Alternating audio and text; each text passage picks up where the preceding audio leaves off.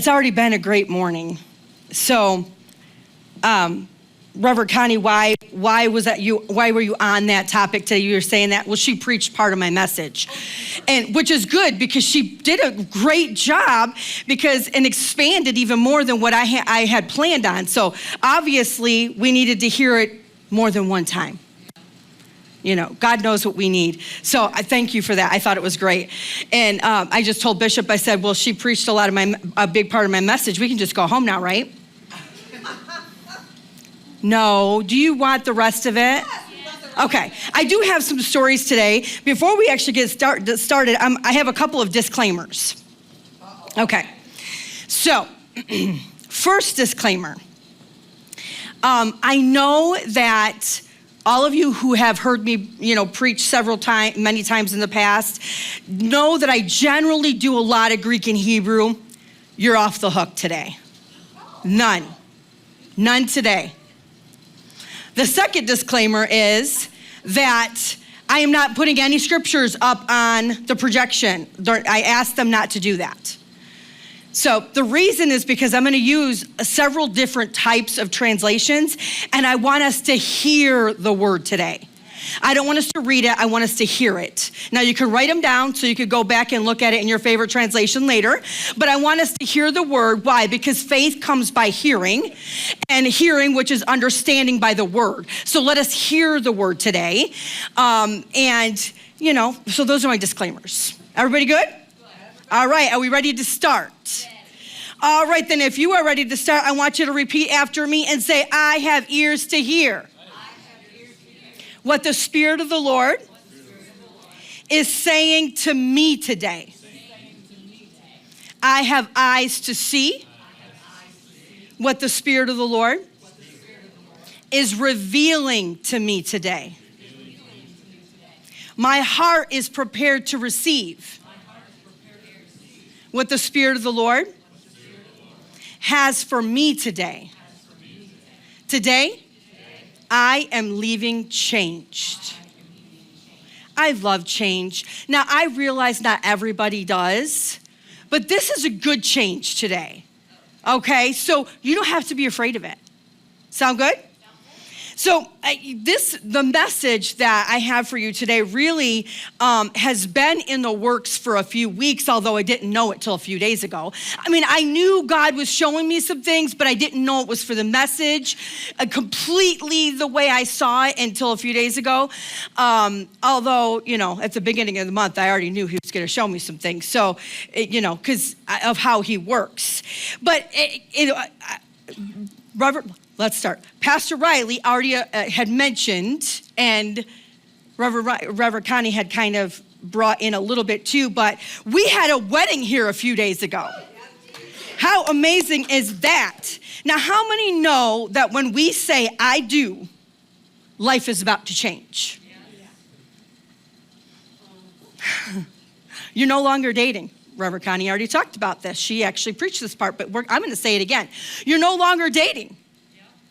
You have made a commitment that when is taken seriously is for the rest of your life. Now, I know a lot of people will say, well, what about this or what about that? Okay, there may be things that could cause separation in a marriage. God doesn't want that, but there may be things that do. But you know what? Today is not a marriage seminar, and it's not a counseling session.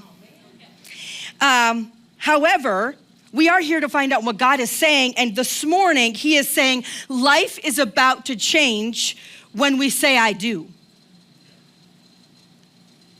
The real journey in our relationships begins with I do.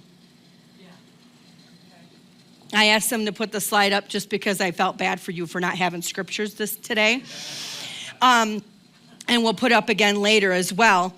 But that's when the real journey starts. The commitment is where the real journey of life with one another starts, okay?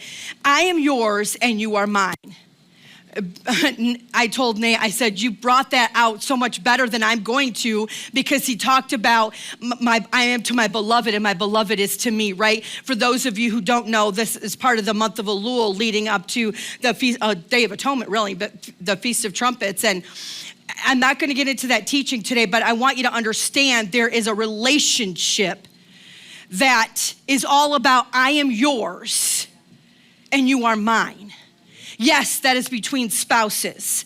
But for those of you who are not married and those of you who are young, this isn't just about marriage today, although I'm going to use a lot of illustrations, because it's really about our relationship with Jesus Christ. That's like a marriage. It's supposed to be. Okay, so, but the real journey, as I said, begins with I do. The commitment starts. Now, all of a sudden, you're in this relationship where things have become very real, right? They become very real. The facades begin to fall off, if there was any while you were dating. Any illusions you had about the perfection of the other person begins to grow dim. Right? And now you have two people who come together and have to decide that they want to get to the real love. That's beyond the intoxication of falling in love. That's beyond the fun stuff, because we get to see the differences that we have. They become pretty obvious pretty quickly, right? But in that, we can decide that we want to grow this into a love that will stand the test of time.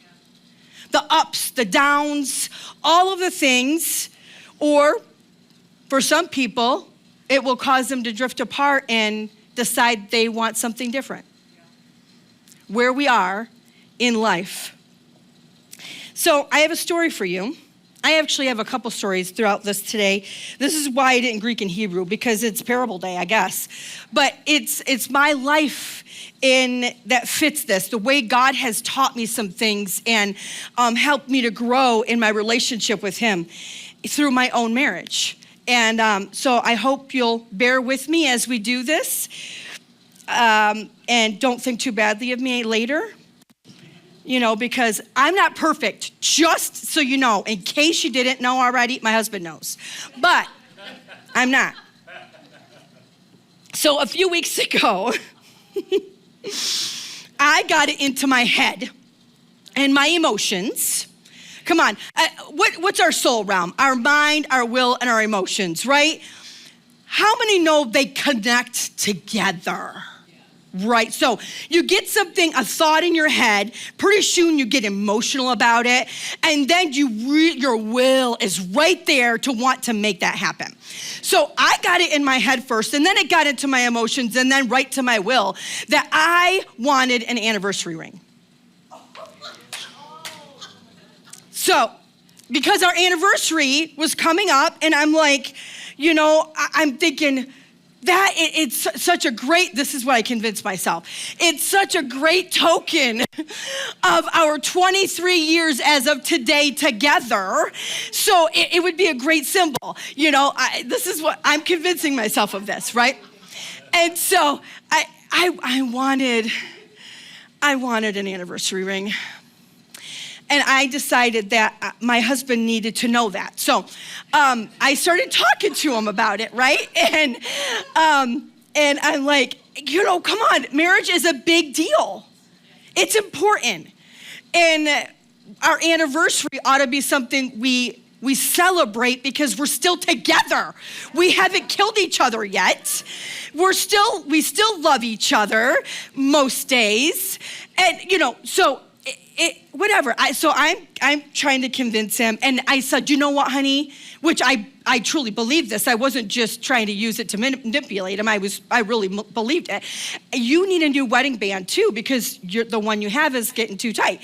And I'm like, so we can get new rings. And so we started looking, right, online. We didn't go to a store because we are, budget conscious right now. So anyway, so we started looking online, and he finds something that's super cheap, like almost nothing.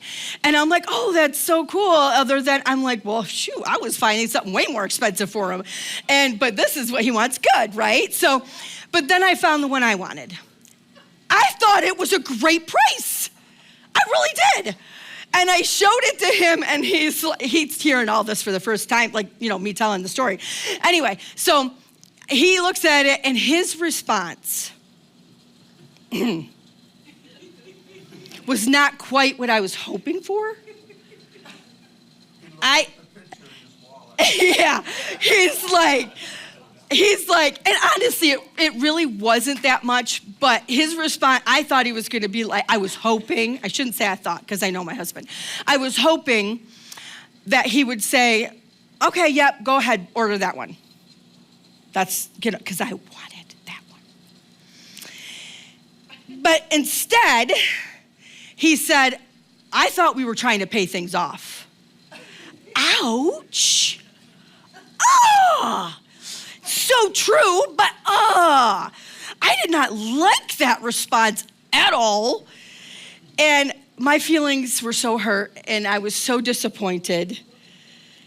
And then he said, well, we just won't buy one for me either. I'm like, oh, really? So you're just wanting to make me feel better that you don't have to get something too. This is my internal thing. I was not saying anything out of my mouth. Just like, okay, whatever you say, right? He wasn't trying to be insensitive. He was just being practical. I get that. That's who my husband is. And I just am not very practical, which is why we get in trouble with money sometimes, because I spend too much. I mean, not trouble, but we are spending more than we should. Let's put it that way. Anyway, and that's usually my fault. Not always, but anyway. But over the next few days, there was a lot of thoughts coming. How many know when you get disappointed, things, your feelings get hurt, disappointments come, you start having a lot of thoughts. And so I had these thoughts coming, and this is what he doesn't know yet. But it's okay, because he's awesome. Anyway, all those things about apparently our marriage doesn't really matter to him. Now, when I had the thought came, I knew it was a lie, because I know it does. He has shown me in so many ways that it matters. But you know how the enemy likes to use our emotions and thoughts to get us to a place to where we would believe it and what caused division, right?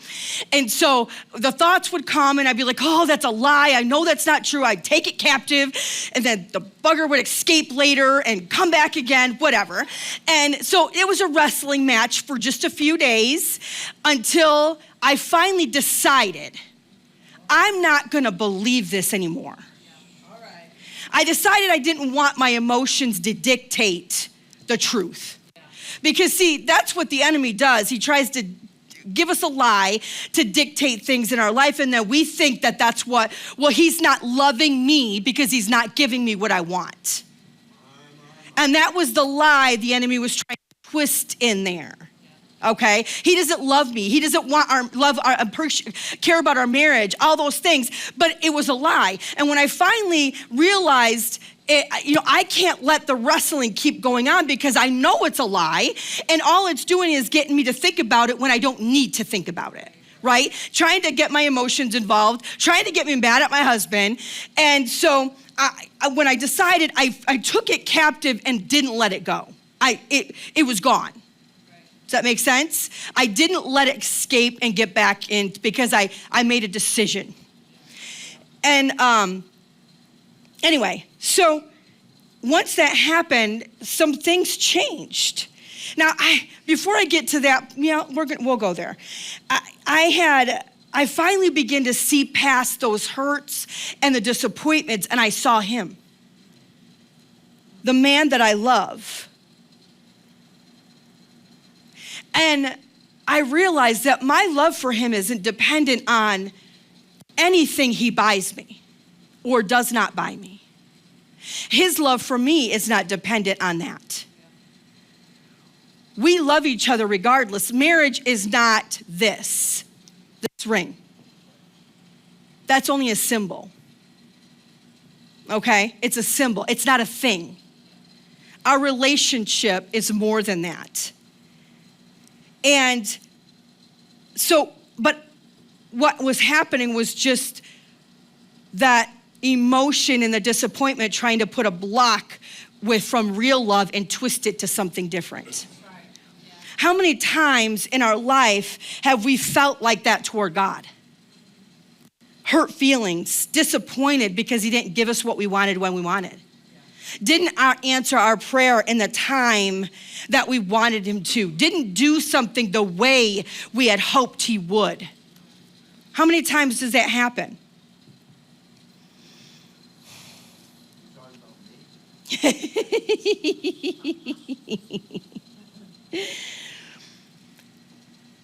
Like I said, our relationships in this life, and especially in a marriage, mirrors a relationship with Jesus Christ. That's what it's supposed to. And so many times, if we take a step back and look at our daily life with God, our responses to him, how we talk to him, our prayers, what we receive, all of those things, they're up and down, just like relationships of life, because we're fallible. And oftentimes the enemy comes in when we get emotional and tries to twist God's love for us into something, we want it to be something different, right? Now, I will say, when I got over myself, and that's what I had to do, was get over myself and see my husband. And get to the place of, no, I know we have real love. I love this man. And a marriage is never a give and take. It is always a give and give. There's never taking and getting. It's the same thing with God. It ought to never be a give and take, but it should always be a give and give. When I give and he gives, I am not taking from him. You understand? And if I am, then it's not marriage, it is unhealthy, and it's a lie. So I chose to buy him a ring anyway. And the one he wanted didn't cost much, so I knew he wouldn't be mad at me. But I did it because I love him and I knew he needed one. And I did it with the full desire to just show him that I care. I love him and respect him, and I didn't expect for a moment anything back. But I didn't give it to him till I got to that place.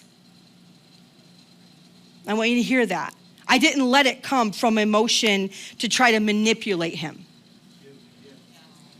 I gave because I wanted to give.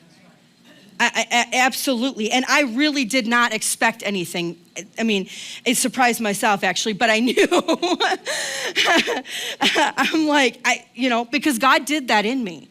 He was showing me an understanding of give and give instead of just having it here. Okay, we're gonna get a little bit more into that.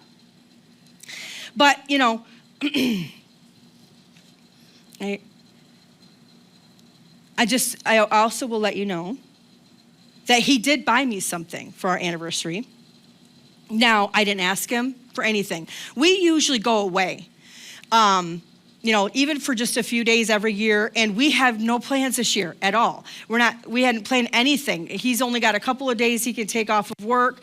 I have a lot more. Sorry, honey. But we haven't planned anything. But he did buy me something, and no, it was not the ring. Just saying, I still don't have that, and it's okay. I really am okay with that. Because I know his love for me and his desire to help our lives be better, right? Financially. And so I'm fine with that.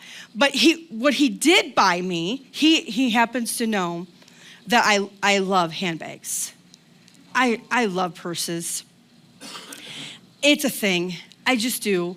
And about a month ago, I was moving my daughter to her new apartment, and I had stopped at the store, and I went in, and they have these really funky cool bags you can't find just anywhere.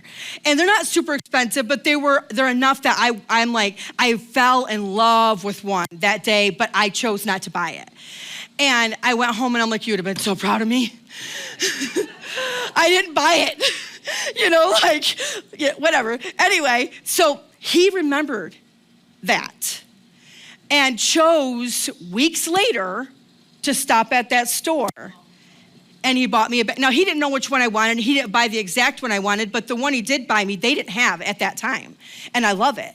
And so, but what meant more to me than the bag is the fact that he thought about that and he took the time to stop and look, something he's never done in our marriage before. It's usually, here's some money, go buy what you want, type of thing. And he did this for me. It was a give and give. A beautiful, these are small little tokens, right? But it's just an example of a give and give in relationship that we have in a marriage. And how many know that God gave so much more? His token of love and commitment to his creation, he gave so much more than we could ever give one another. We're gonna look at, it's not coming on the screen, so don't even listen. Just listen. So John 3:16. I want you to hear it again for the first time. I already told you I'm gonna be reading out of different translations. So this one is a little different, so I just want you to hear it today, okay?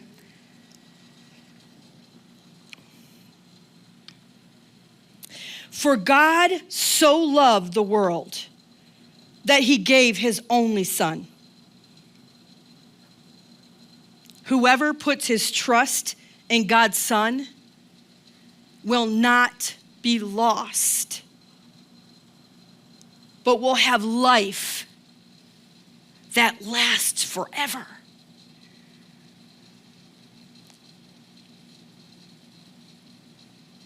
Easy to quote, for God so loved the world that he gave his only begotten son, and never consider for a moment the token that he gave, the love that he gave. People across the globe can quote that verse or at least know about it, but they don't know his love. Knowing or quoting a verse is not knowing the love of God. It's not having it here. It's just, I can say it, but it means nothing to me. Here's another one. Romans 5 and verse 8. But God showed his love to us. While we were still sinners, Christ died for us. God's love didn't start after we said yes to him.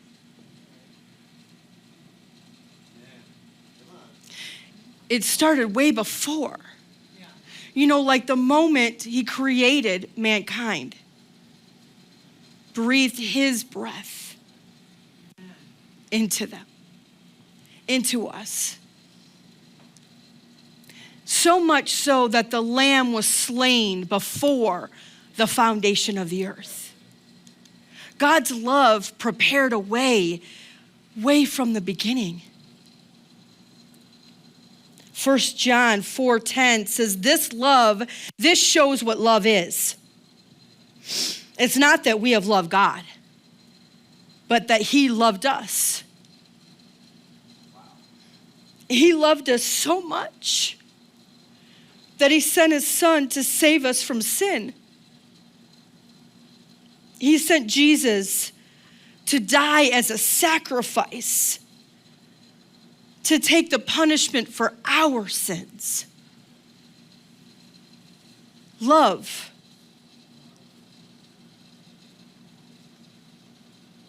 Love. See, the thing is we'll never understand that love unless we say, I do. Okay. Until we get to that place that place of I do commitment that is beyond everything else. Giving him our whole heart, not just a piece of it and not just our head. Our devotion, our commitment, every part of us, until we get to that I do, we don't know his love because we haven't received it. We just know about it. And if we don't really know his love, if we don't have his love, how can we love him or love others? It's not possible. For he is love. So in order to truly love him with all of our heart, mind, soul, and strength, and to love our neighbor as ourselves, we have to first receive his love. We have to say, I do. I often hear people say, I love God, and yet they have 1 foot in and 1 foot out. 1 foot in, 1 foot out. Why? Because they're afraid to give all of themselves. That's right. How many have things in your life that you don't like? And so often, whether it's things about your personality, just whatever it might be, there's things a lot of times in our lives that we don't like about ourselves. And when we don't like that about ourselves, we don't want to give that to someone else. But what that does is keep us from really entering in to that marriage relationship with Jesus Christ because we're holding pieces of ourselves back. He already knows what we're like. He already knows all of the things and loves us still. Wants that relationship with us. But we don't have that if we're trying to have it on our terms. Love on our own terms. That is not love. So many people want God to meet all of their needs and get the benefits of marriage without actually saying, I do. They want God to love them fully without fully loving him back. Come on, the thing is that God already does fully, completely love us. It's only when we say, I do, that we get to experience that fully and completely. Until then, we keep looking for it. How many know people looking for love in all the wrong places? I was one of those for many years, looking for it, never finding it because I was looking in the wrong place. It was right there before me all the time. God just saying, I'm right here. If you will just come, say I do. I want to marry you. Do you want to marry me? Just like a lot of natural relationships in the world today, more and more people are not getting married. I hear it every day. Love on their own terms. There's no real giving in this kind of a relationship. It's all about getting. When you refuse to get married, you want to live with somebody. It's about making your life easier by moving in together. It has nothing to do with love. Love goes beyond those things. Love is looking to give into the relationship, not get out of it. What can you give to me to make my life easier? No, real love is a give, right? And so there's no oneness in that kind of relationship. When I said I do to my husband, my life changed. My name changed. I'm a wife. My name changed. If somebody came up to me and called me Christy Conley, I would look at them like they lost their mind. All right.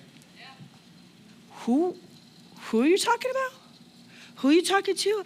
I haven't been her for a very, very long time, and I won't ever be her again. Yeah. That's not who I am. That's not my identity anymore.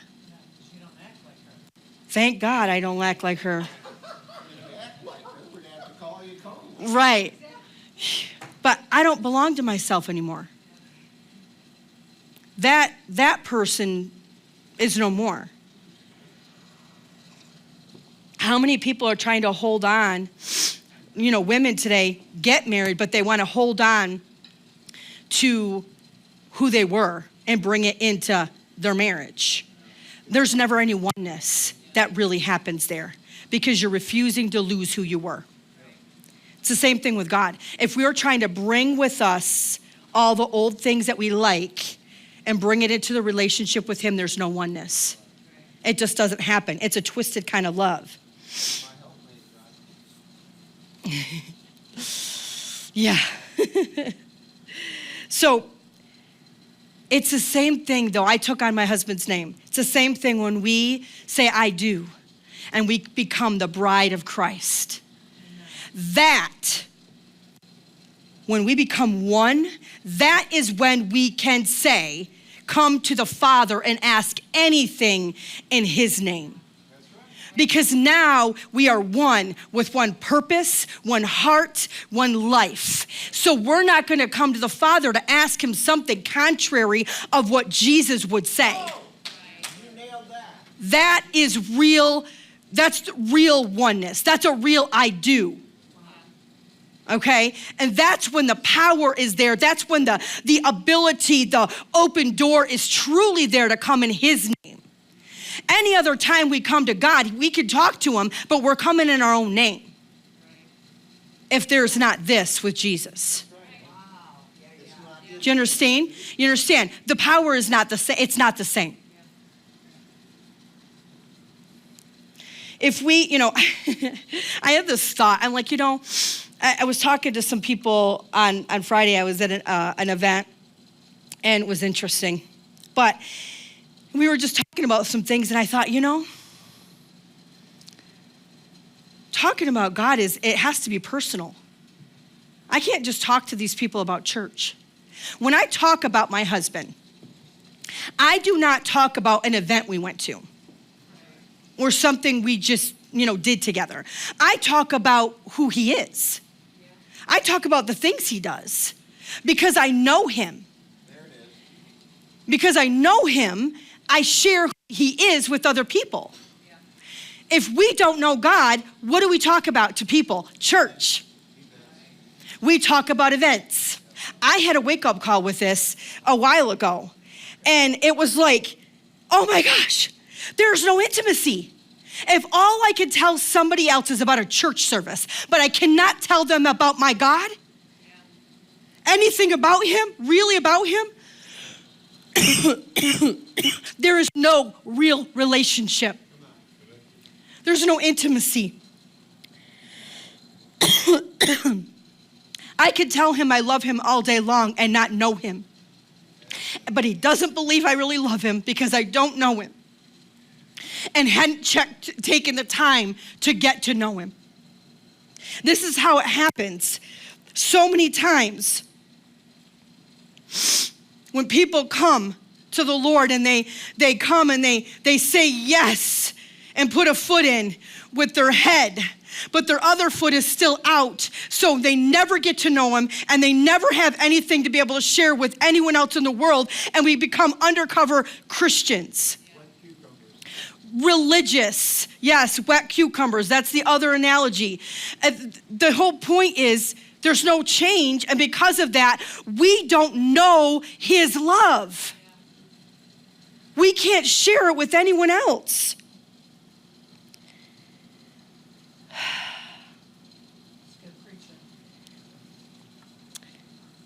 When we say I do, when we really say I do and mean it, we're all in. All in. And life is about to change. There's a partnership, a oneness, an intimacy that we wouldn't know in any other kind of relationship. Now, I've been giving you some of those examples through my husband and I's marriage, and I'll continue to, but first we're gonna look at what Apostle Paul, he does the same thing. And how he likens a natural marriage with our relationship as the church with Jesus Christ. Now, we've heard this in some messages, but I'm gonna bring it out. I'm gonna bring a few more of the verses out, and I'm gonna read it in the Message translation. Pastor O'Reilly, we're on the same wavelength there, because I want you to hear it a little different. Now, I'm gonna read, so I want you to listen. We're in Ephesians chapter 5, and we're gonna read 22 through 33. So write it down so you can look at it later. It says, wives. Now remember, you, although you may not be a wife to somebody, this is really to help us understand our relationship with Christ, okay? Understand and support your husband in ways that show your support for Christ. The husband provides leadership to his wife the way Christ does to his church. Not by domineering, but by cherishing. Do you know you're cherished? So just as the church submits to Christ as he exercises such leadership, wives should likewise submit to their husbands. Reverend Connie already talked about that. Have a mission. Jesus has a mission. We're going to talk about that. But have a mission. Give her something to submit to, right? Husbands, go all out in love for your wives, exactly as Christ did for the church. A love marked by giving, not getting. Christ loves that makes the church whole. When we receive his love, it makes us whole. Do you hear that? His words evoke her beauty. Come on, when the word is life in us, it causes us to be beautiful. Everything he does and says is designed to bring the best out in her, dressing her in dazzling white silk, radiant with holiness. And that is how husbands ought to love their wives. They're really doing themselves a favor since they're already one in marriage. No one abuses his own body, does he? We shouldn't. If you love yourself, you don't. No, he feeds and pampers it. I don't mind pampering myself once in a while. Come on. I put makeup on every day. It's good, right? It's really good for you because that's how Christ treats us, the church, since we are part of his body. And this is why a man leaves his father and mother and cherishes his wife. No longer two, they become one flesh. This is a great mystery.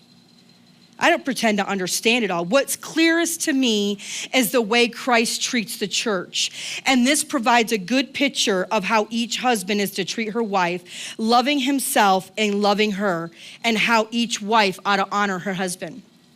Now, I'm gonna say, when all of us women who are wives hear the part about wives, or a husband loving their wives, we love that part.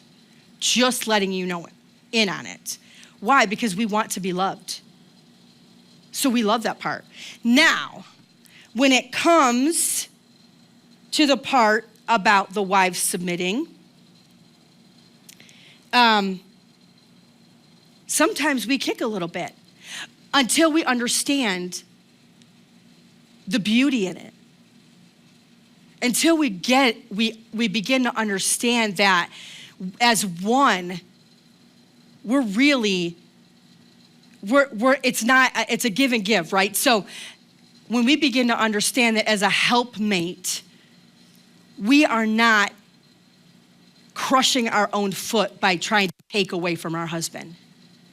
We can literally ruin our house by not being a helpmate. You know, the Proverbs 31 woman is to build her house, right? We can tear it down if we do not come into that place of helping, because we're pulling away, we're taking away in that process. Now, all of this, I've already said, is a picture of us in our relationship with Jesus Christ. We are the bride, and he is the groom. He has already proven his love to us. He already laid his life down, like gave himself fully for us.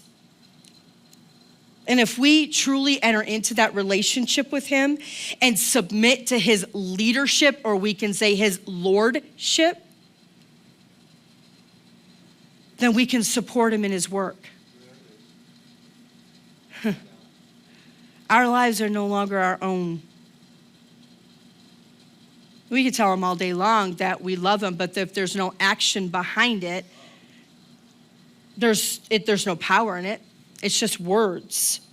Jesus says in Matthew 14 and verses 15 through 16, if you love me, obey me. These are words out of his own mouth. And I will ask the Father, and he will give you a comforter, and he will never leave you. He's saying, if you love me, obey me, and I'll make sure that you always have help to do what I want you to do. I will always make sure you have help. We don't have to do it on our own. Our helping him in his mission. Verse 21 says, the one who obeys me is the one who loves me. And because he loves me, my Father will love him. And I will too, and I will reveal myself. There's such an intimacy in revealing. And I'm not going to get into a lot of detail, but married couples understand. There's an intimacy when you can allow yourself to be fully seen. And he says, when you love me and obey me, you love me by obeying me, I will reveal myself to you, meaning all of who he is. There's none of himself that he holds back from us. Anything that we don't have, it's because we haven't obeyed him. And he couldn't reveal that to us. That part to us. Have you ever heard someone say, talk is cheap? Well, when someone says that, it's because they don't want to hear people just say words with no action behind it. Like, don't tell me, show me. Right? That's what they're saying. And this is exactly what Jesus is saying too. Show me you love me. Don't just tell me. So, what is our part when we say I do and become the bride of Christ? It's supporting him. It's submitting and obeying what he says, being about his mission. I have another little story for you. So, as of today, my husband and I have been married 23 years. And it's just awesome. Thank you. It's awesome. But for the first 22 years of our marriage, Heaven said I do. for the first 22 years of our marriage, I was always trying to convince him to follow me.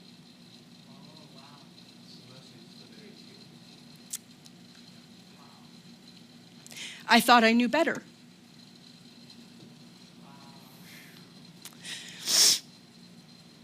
And there was many times I thought I was more spiritual because I prayed and I read my Bible and I'm like, you're not doing that. And at the same time, I'm saying, God, cause him to be the priest of our home while I was trying to be the priest of our home.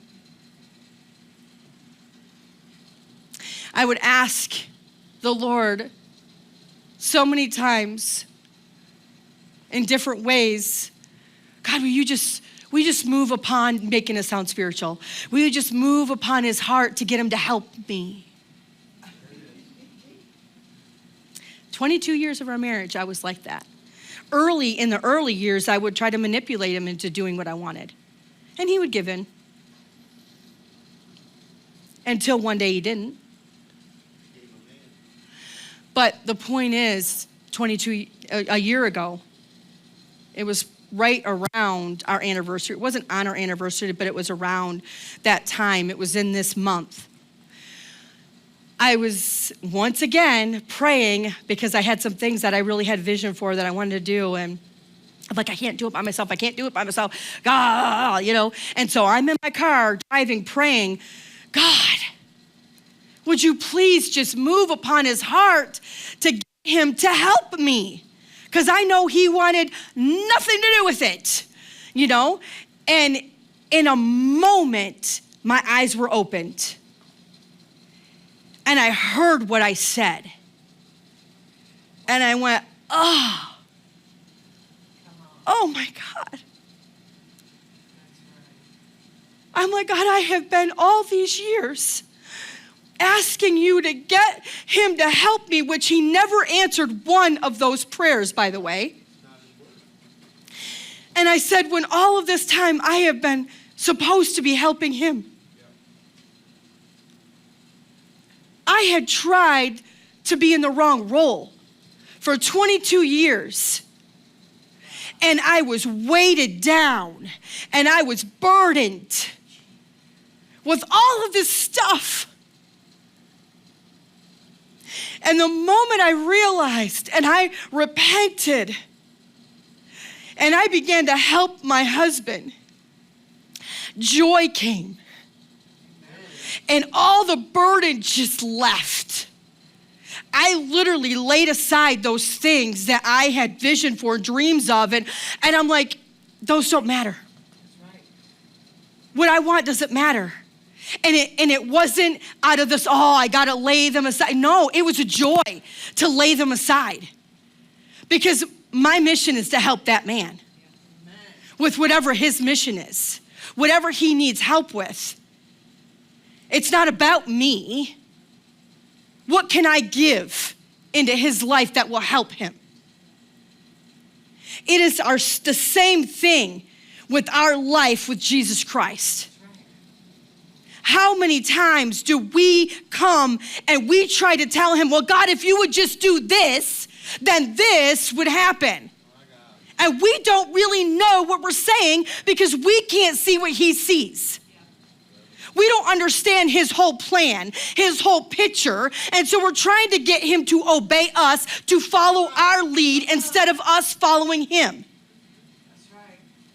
As the bride of Christ, we are to take the place of being the helper to him. Not get him to help us. Help me, Jesus, help me, Jesus, help me, Jesus. We do that. How many times people are doing that all the time and never once stopping and saying, what can I do to help you? What can I do to help you? I want to be the best helpmate I can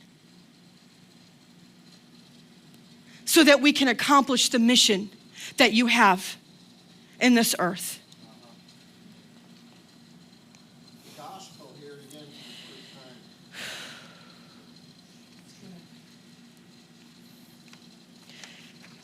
That's just most people's prayer life. It's exactly it, Bishop. It changed how I prayed about a lot of things. I have not once since then asked the Lord to get that man to help me. Not once. And on days when I want to strangle him, and there are days, I'm not going to lie, I go to the Lord and say, God, help me to help him. Whatever he needs. Because this isn't about me. I want to give in to that man so that he can do everything that God has called him to do.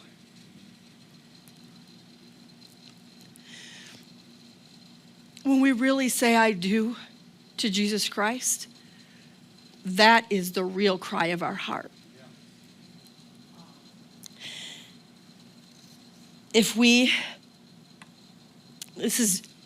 It's a love relationship. It's not a slavery thing.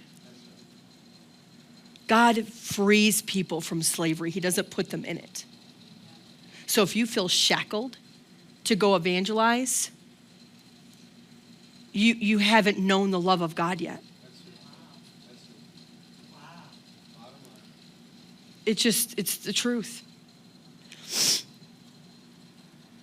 When Jesus rose from the dead and he was speaking with his disciples, he said in John 16 and 15, you are to go into all the world and preach the good news to everyone everywhere.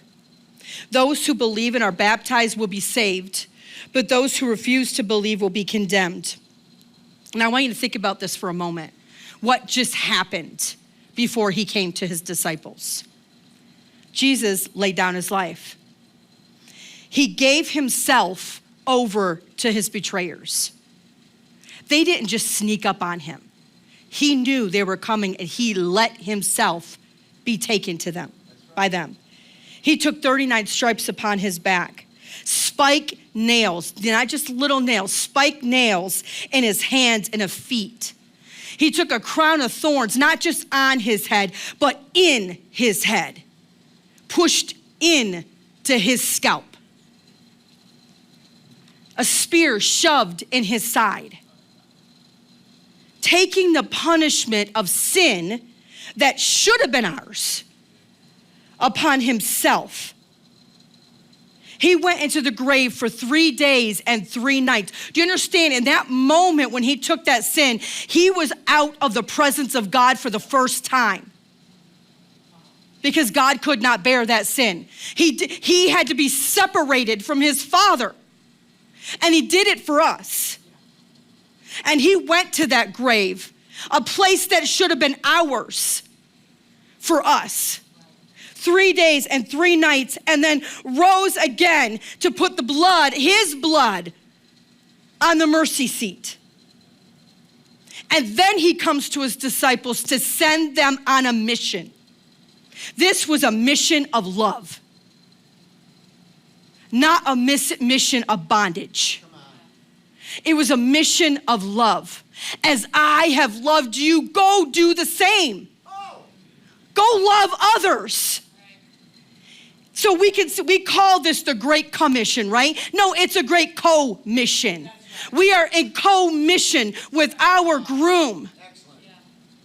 We're in this together. So when we say I do, life is about to change, because he, our bridegroom, turns to his bride, which is you who say I do, and says, I need you to go into all the world and tell them what you have seen. Tell them what you have heard. Tell them what you have experienced, because I love them too. I died for them too. It's not a task. It's a mission of love. I know we've heard a lot lately in messages about being born again. We must be born again. Jesus himself said that, right? We have to be pickled. That's a transformation. It's not going back to the old. But I wonder if we've made that a task instead of the love of God overtaking us. Have we made it a task to go out and walk the streets and talk to people, which some of us haven't even walked the streets, some of us have. But the point is, have we made it a task? Oh, I got to try to get somebody born again this week. That's not love. It's not love. This is a love mission. Instead of simply giving ourselves completely and saying, I do, as a bride who adores her groom and cannot wait to live life together, wanting oneness, we take on a slave mentality. That has to stop. But the only way it does is when we truly receive his love for us. As we enter into saying, I do with all of myself. The men of BAM, PA, which we already heard from Reverend Ryan earlier, they truly have said I do to Jesus' marriage proposal. They have received the love of God completely into their lives, and guess what? They can give it out. And that's exactly what they're doing. Today, Life is about to change for all of those who will say, I do with all of your heart. We get the privilege of helping our groomsmen, our bridegroom, on his mission of love. That mission becomes our mission as his helpmate. When we become one with him, we love others like he loves others. It's not with a fleshly love anymore that's out of slavery. That's out of a task mindset. So this is what Jesus is asking you today. Do you want to be mine? Do you want to marry me? Do you want to work together on this mission of love? If you do, I will give you everything you need. I simply need you to say, I do, with all of your heart. So, this is the altar call today. If that's you, if you want to say, I do with all of your heart, not holding anything back, I want you to just stand right where you are. Whether you're online, if you're able to stand because you're not driving, in the house, and we're going to declare our vows to him. Now, vows are serious. They're serious. So when you say them, you have to mean them. Because if you don't think you can mean them yet, don't say them. Don't say I know, 'cause I do. There's no point in it.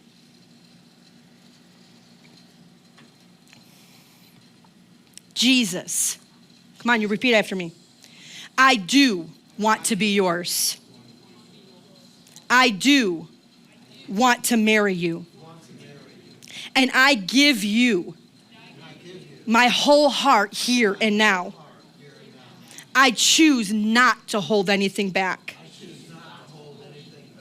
I receive your love for me. I will work with you daily on this mission of love to tell others about this life-changing relationship that they can have too. And the good news of your kingdom. I devote my life to helping you, trusting you completely, and knowing that you and I are in this life together. Amen. Amen. Amen. Congratulations on your wedding day. You look radiant.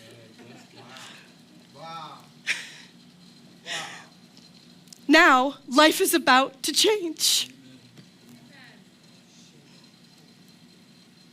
How many are excited for that change that's about to happen? As your intimacy with Jesus grows and your love for others gets seen out there where they are. It's a great day. It's a great day. Thank you, Father. Thank you, Father. I don't even pray. We need to pray for this because we all just said our vows. Take it seriously. Take it seriously. Amen? Amen. Amen.